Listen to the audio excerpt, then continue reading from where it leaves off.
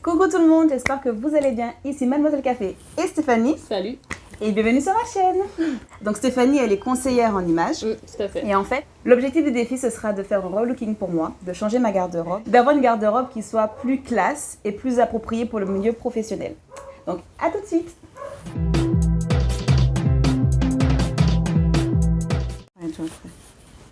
On fait l'intro maintenant? On commence par le... Allez. Coucou tout le monde. J'étais pas prête. C'est bon. Pour ce défi, je suis super contente parce que j'ai une abonnée qui m'a contactée et qui voulait se lancer aussi avec moi dans les défis. Et je suis super contente, donc elle s'appelle Chocolate Girl. Je vous mets son lien juste là parce qu'en fait elle va faire des vidéos aussi. Donc si vous avez envie de faire l'aventure avec nous, mais n'hésitez pas à nous rejoindre. Alors Stéphanie, comment ça va?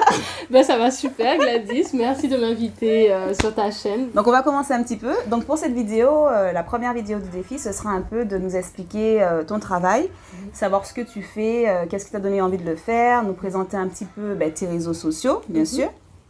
Ok, alors tout d'abord j'ai découvert ce métier il y a quelques années, c'était en 2014.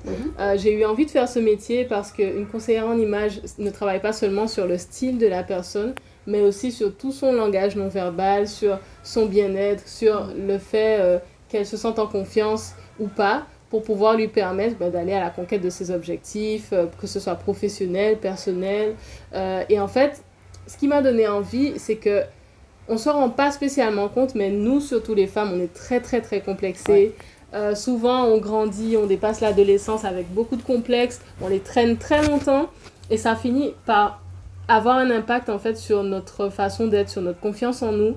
Et moi, j'interviens surtout sur le style vestimentaire, sur l'apparence, pour s'en servir comme d'un élément qu'on utilise comme une force en fait, pour pouvoir se dire finalement, je suis bien, je suis belle, je suis bien dans ma peau. Ce que je vais chercher, je vais l'avoir, je le mérite. Et voilà. Et du coup, alors c'est pas les questions que j'avais préparées, mais c'est pas grave. Tu as parlé de style vestimentaire. Et est-ce que selon toi, on peut avoir plusieurs styles différents? Oui, tout à fait. Alors, déjà, dans mon cas, j'en ai plein. Il y a déjà l'évolution du style tout au long de la vie. On ne s'habille pas pareil à 25 ans qu'à 35. Il y a aussi le style accompagne l'évolution professionnelle. Donc, il y a le style qu'on a pour avoir sa promotion, pour avoir son augmentation, pour faire évoluer sa carrière.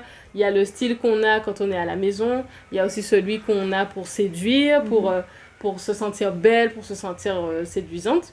Et il y a aussi, quand on a envie de faire des tentatives, tester des styles un peu plus masculins-féminins, un peu plus modernes. Donc bien sûr, ça évolue et il y en a plusieurs pour chaque personne. Et le but, c'est de trouver celui qui nous donne la touche de peps et qui nous donne l'énergie dont on a besoin. C'est super intéressant ce que tu dis parce qu'en fait, moi, justement, je suis restée bloquée au niveau de mon travail, dans mon style de stagiaire, quoi. Donc... effectivement, on n'est pas obligé de tout changer. C'est justement ce qui peut faire peur quand on parle de conseil en image et de relooking. C'est de prendre ce qu'on est et de tout changer et de faire quelqu'un qu'on n'est pas. Et en fait, c'est pas ça le but. Le but, c'est de garder aussi sa personnalité. Si tu mets des baskets, si tu mets des jeans, c'est que tu es quelqu'un de dynamique, quelqu'un qui a une journée bien chargée. Et donc, on va pas te mettre non plus avec des talons de 12 et une jupe crayon et que tu vas devoir te balader. Je serais pas à l'aise, en fait. C'est clair. Et c'est pas le but. Non, le but, au contraire, c'est de prendre des éléments de ce que tu es déjà et d'ajouter un petit peu plus de classe, une matière différente, porter ton jean avec un chemisier par exemple ou des bijoux qui changent. Donc c'est par petites touches en fait qu'on fait les modifications et le but c'est vraiment de rester toi-même. Ok, super. Et du coup au niveau de ton travail, en fait, ça fait combien de temps que tu es conseillère en image? Je sais pas si tu l'as dit au début. Alors j'ai fait la formation en 2014. Et donc ça venait en complément de mes études d'ingénieur textile.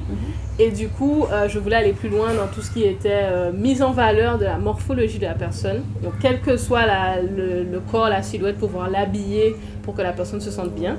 Et à la suite de ma formation, j'ai commencé à exercer entre 2015 et 2017, on va dire. Et donc, depuis, j'ai commencé à faire les relooking. Ensuite, j'ai fait des ateliers en groupe pour pouvoir aider les personnes qui sont au sein d'une association ou d'une organisation. J'ai fait toutes sortes d'aventures, Oui. en fait. Et ce métier, il est très, très riche. On peut accompagner autant des gens qui veulent évoluer dans leur style professionnellement que des gens qui sont atteints d'une maladie ou qui ont besoin de se réinsérer socialement. C'est hyper intéressant. Donc, j'ai à peu près entre 5 et 6 ans d'expérience et je suis très contente. Génial. Très contente. Et justement, en fait, comment se passent tes interventions, tes coachings ou Oui. on peut parler de coaching quand même? Oui, tout à fait. Alors, en fait, la personne me contacte, j'établis son bilan, on va dire, sur le style vers lequel elle veut aller, sur sa morphologie, sur les coupes qui vont lui aller le mieux. Et ensuite, on change sa coiffure, ses bijoux, les accessoires et bien sûr le style vestimentaire. Ouais. Et en général, ça plaît beaucoup. Sinon, j'ai un autre concept qui fonctionne bien, c'est les ateliers. Donc, c'est en groupe, soit un groupe familial, donc entre sœurs, entre copines, entre cousines, ou alors au sein d'une entreprise. Génial. Où des personnes ont envie soit d'apprendre à s'habiller pour elles, soit d'apprendre à s'habiller pour le travail, ou même au sein d'une association.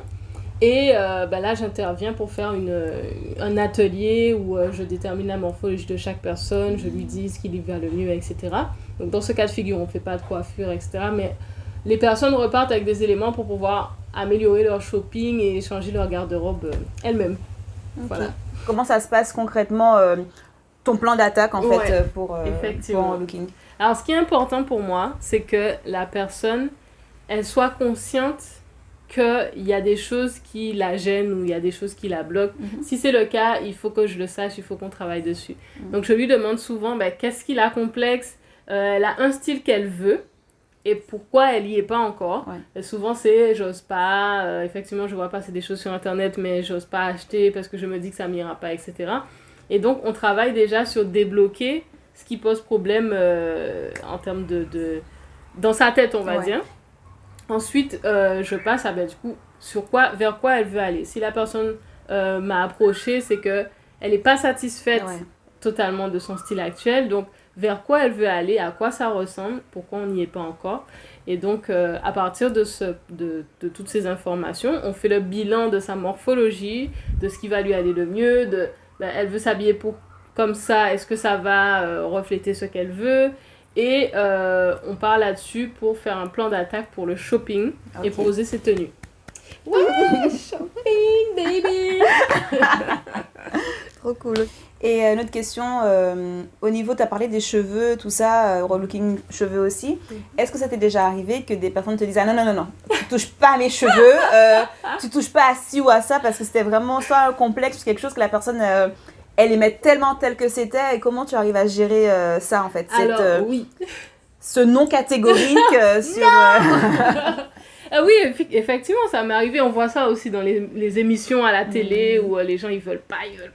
Effectivement, ça arrive, ça m'est arrivé 2 fois. Et je respecte toujours. Je force pas du tout les gens à aller vers ce qu'ils veulent pas. C'est justement ça l'objectif d'améliorer son image. On améliore, mais on change pas ce qui fait notre identité. Et du coup, quand c'est comme ça, je respecte, je prends juste soin, on va dire. Donc voilà, je propose à la personne soin des cheveux, par exemple, de juste mettre en forme, on va dire. Et oui, je touche pas à ce qu'on veut pas. Parce que je sais que si moi on m'amène un truc, alors je sais que ce sera pas le cas, mais oui, il faut absolument lisser les cheveux parce que ça fait plus professionnel. Sera... non. Ce sera pas possible. De toute façon, il y a ce qu'on s'imagine faire et ce que la personne veut refléter elle. Donc, c'est important de prendre le temps d'analyser qui est la personne, c'est quoi sa personnalité, pourquoi elle tient tant à ses cheveux, qu'est-ce qu'elle veut refléter, comment elle veut qu'on la voit. Et si les cheveux, je sais pas moi, en afro font partie de son identité, il faut la garder. Ouais, super. Merci. Ok. Super. Et au niveau...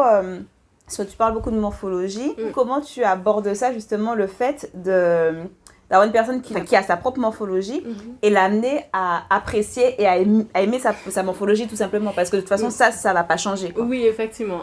Ce que j'essaie de faire comprendre aux femmes, c'est que on a toutes une idée qu'il faut avoir le même corps parfait, mais déjà ça prend pas en compte ni notre historique génétique ni notre origine ethnique, on va dire.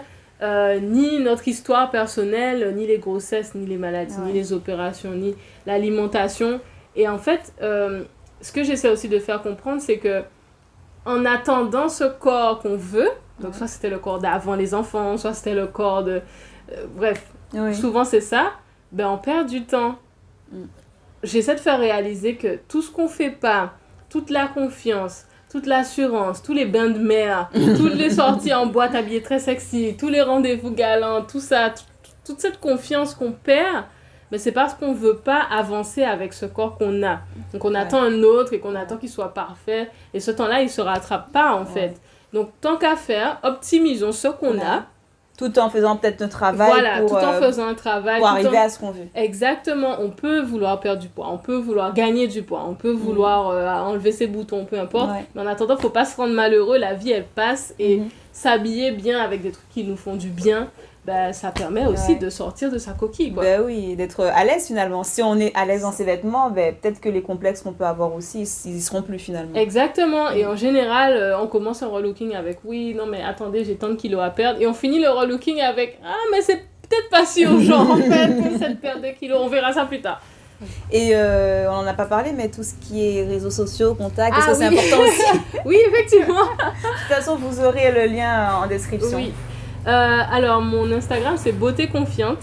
C'est là où j'interviens le plus parce que c'est une plateforme où je m'épanouis bien. Je mets beaucoup de choses en story, je mets un peu sur mes relookings, sur mes ateliers. C'est là où j'annonce mes événements. Donc, je privilégie Beauté Confiante sur Instagram et aussi sur YouTube. Donc, j'ai ma chaîne YouTube qui s'appelle Beauté Confiante. C'est pratique. Oui, Beauté Confiante. Où je fais du coup des vidéos sur comment s'habiller pour les vacances, comment s'habiller pour le travail, comment s'habiller pour choisir son maillot de bain. Comment refaire sa valise pour les vacances. Comment faire sa valise, ouais. Ah, j'ai bien aimé celle-là. Elle était marrante à faire. Elle était cool. Et voilà, mon objectif, c'est vraiment de faire plein de vidéos pour toutes les situations de la vie où on ne sait pas comment s'habiller et où ça peut vraiment être prise de tête. Donc voilà. Merci beaucoup Stéphanie. Eh ben, il n'y a pas de quoi. De toute façon, vous l'aurez compris, on va passer le mois toutes les deux, enfin. Une façon de parler, on va passer le mois de ce défi ensemble. Et du coup, on se retrouve la semaine prochaine pour une prochaine vidéo. Et là, ce sera un peu une mise en situation, si je peux dire ça comme ça. Tout à fait. Un peu expliquer comment on fait pour déterminer sa morphologie. Donc voilà. Donc je vous fais plein de gros bisous. Enfin, on vous fait plein de gros bisous. Gros bisous. Et je vous dis à très vite pour une prochaine vidéo. Bye bye.